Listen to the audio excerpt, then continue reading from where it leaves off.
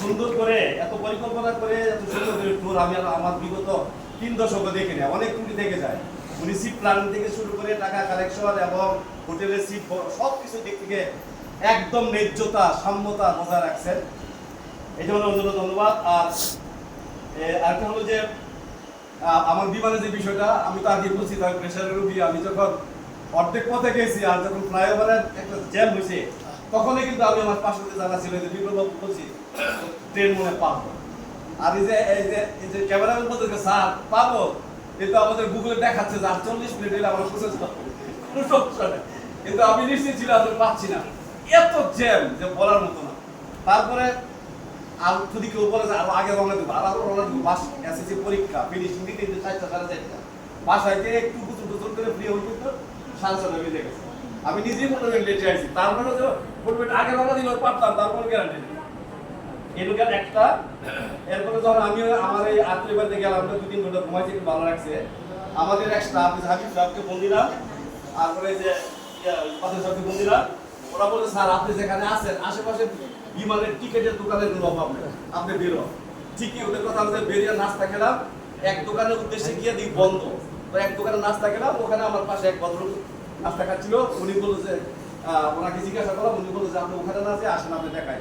উনি আমার একটু সামনে নিয়ে দেখাইলো ওই যে বনশ্রী এলাকায়, এই দিকটা গেলেই দেখবেন যে বিমানের দোকানের অভাব নেই, ট্রাভেলস অভাব নেই। ওখানে গেলাম, ঠিকই এক দোকানে যাওয়ার পরে আমি বললাম যে আমার তো এরকম টিকিট লাগবে, ইউএস বাংলা। বললো যে একটু বসার পরে বললো যে রাত 7:30 একটা ট্রেনের বিমান আছে আর একটা 7:30 আছে। তখন আমি বললাম যে কোনটা টাকা কত, যেহেতু 3 জন আমাদের টাকা বাঁচাতে হবে, একটা ছিল 20,000 টাকা 3 জনের, আর একটা ছিল 18,000 টাকা। আমি আর 20 মিনিট পেপার দাঁড়ানো 2,000 টাকা বাঁচলো। তারপরে টিকিট ওখানে কেটে ফেললাম, যে ও ঠিকই বলেছে, তখন আমি কাউকে বলিনি। আমার ওয়াইফ বলতেছে তো বল এই বল কমবে কইও না। যাই হোক, এবার আর দেরি করে নাই, 4টার সময় বেরিয়ে গেছি। আমার বাইরে কোথাছে ওই যা আন্দোলন ভাই, আমি কারে বিমানের তো সময় হয়ে গেছে, কই অনেক দেরি আছে, বেসরকারি বিমান তো আপনি 1 ঘন্টা আগে গেলেছেন। আমি শুনি নাই, ও একটা হোয়ার করে দিল, হোয়ার করে দিয়ে গেছে না করে দিল, এটা তো উঠলাম। তার হোয়ার বলতেছে স্যার আপনার কয়টায় বিমান? 6টায়। আমি না 7টায়। তাই তো অনেক দেরি আছে। আমি একটু গ্যাস স্টেশনে গিয়ে পৌঁছি, 5:30টার সময় বিমান ধরে পৌঁছলাম। উপরে রাস্তাগুলো কি বলে হেলিকপ্টার অ্যাক্সিডেন্টে পৌঁছলাম, মনে হলো যে সৌদি আরব, কোনো গাড়ি টাড়ি কিচ্ছু নাই, এক চান্সে চলে গেছি। যাই হোক, গিয়ে তারপরে মালামাল টিয়া করে নামাজ পাস করে ভিতরে বসলাম। তারপরে একটু প্রথম ধাপে বসার পর কিছুক্ষণ পরে আমাদের 1 ঘন্টা পরে আরেক ধাপে ভিতরে নিয়ে গেলো। অভ্যন্তরীণ বিমানে আমি আর উঠি নেই। যাই হোক, 7টার সময় আমাদেরকে ওখানে একটা লাইন ধরে বিভিন্ন বেসরকারি কোম্পানিগুলি আছে। আসলে আমার ইউএস বাংলা দেয় নাই, কিছু কি এয়ারক্রাফটটা কি একটা আছে, এয়ারস্ট্রা এটা দিছে। তারপরে ডাক দিছে, পরে গেলাম, ওরা একটা গাড়িতে করে ভিতরে নিয়ে বিমানের ভিতরে বসাই দিল। বিমানটি ছোট একদম, মাথা ঠেকে। যাই হোক, 70 জন যাত্রী নিয়ে বিমান আসলে 20 মিনিট পর্যন্ত রানিয়েই থাকে, উপরে উঠে তার আরো পরে। তবে খুব সুন্দর করে কোরআন তালাওয়াত করে, এরপরে গীতা পাঠ করে, তারপর সুন্দর করে কথাবার্তা বলে দোয়া টোয়া করে তারপরে উঠছে। তারপর উঠার পরে একটু ভয় ভয় লাগছে অবশ্য। বিমানের সব কথা বলতেছে যে এখন আমরা কোথায় আছি, এখন কোথায় যাবো, কত সময় লাগবে, তারপরে কি লেনদেন। তারপরে যখন শেষ পর্যন্ত সমুদ্রের উপরটা যাচ্ছি, তখন ঘোষণা যায় কারণ সমুদ্রের উপরে আছি। যাই হোক, 1 ঘন্টা 10 মিনিটে আমরা কক্সবাজার নামছি।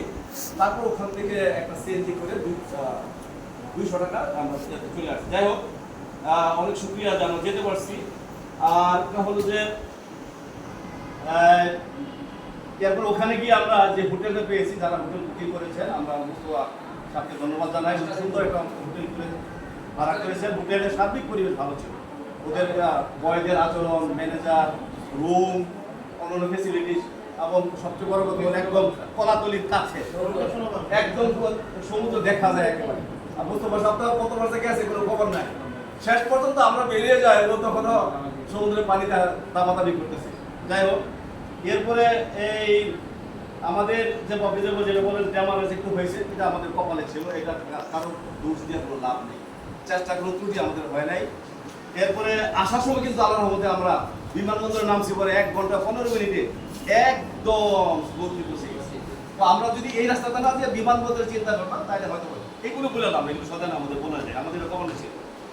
যাই হোক, এই আমরা যারা গিফট পেয়েছেন ধন্যবাদ, এবং এবার গিফটের যে ইয়াটা ছিল প্ল্যানটা ছিল খুবই সুন্দর, কেউ বিচিং না হওয়ার, সবাই পাই, ঠিক আছে না? কিন্তু আমরা একটু কৃপণতা করেছি, আমাদের এই কমিটির আহ্বায়ক যিনি, ওনাকে আমরা কোনো পুরস্কার দিয়ে নেই, এটা আমাদের ব্রেনে আছে, ইনশাআল্লাহ দিব। তুমি একটু সবাই, ঠিক আছে? আমাদের বিপ্লব বাবু অর্ধেক পথে গিয়ে ফেরত আসছে, এটা তো দেওয়া হয়েছে, ঠিক না? অর্ধেক গিফট পাওয়া আছে ইনশাআল্লাহ, আমরা দেবো এটা। আর পরবর্তী যে ইয়াটা আছে, আমি সালাউদ্দিন স্যারকে ধন্যবাদ দিব, অনেক সুন্দর কথা বলেছেন। এটাই হলো মিলনের কথা, এটাই হলো শিক্ষকদের কথা। আমরা না যেতে পারলেও আপনারা আমাদেরকে যেভাবে সহযোগিতা করেছেন, আগামী দিনে আশা করব যে কোনো শিক্ষক তার পরিবার বর্গ বাদ দিয়ে যাবেন না। আমাদের পরবর্তী প্ল্যান হলো লঞ্চে কুয়াকাটা যাওয়া, লঞ্চে কুয়াকাটা যাওয়া। আমাদেরকে অভিযান করো, প্রত্যান করো, এবং কমিটি যদি আমরা একটু চেঞ্জ করতে চান করতে পারেন, তাহলে এই কমিটি কাজ থেকে আজকে ইনশাআল্লাহ শুরু করে দিবে। টাকা ইনশাআল্লাহ আমার পক্ষ থেকে আসবে, টাকার কোনো চিন্তা অবশ্য করবো না। যদি আমার চেয়ার অন্য চলে আসে সেটা ভিন্ন কথা, কিন্তু আমি থাকতে ইনশাআল্লাহ টাকার কোনো সমস্যা হবে না। এই করবো এখানে